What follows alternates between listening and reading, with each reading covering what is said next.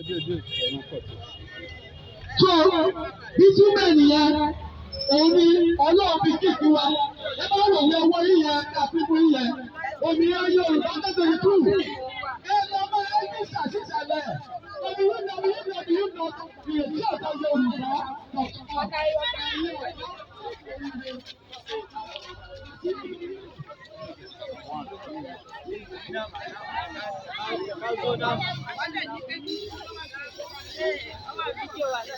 Kí ló ṣẹlẹ̀? So àwọn adélé wa ní ìsìn wọ́n ti ń gbọ́ pẹ̀lú security. Wọ́n ṣe security bí wọ́n. Ó ti lè yí ìsìn. Preparation yẹn. The Italian government will commence efforts come out in the month to welcome them. Who are those interim? Interim. Ah, they disclose it. No. Because okay, let's just assume. Ṣé this interim government lórí Yorùbá lágbára lóun máa ta ó máa ta á pẹ̀lú ògo Ọlọ́run.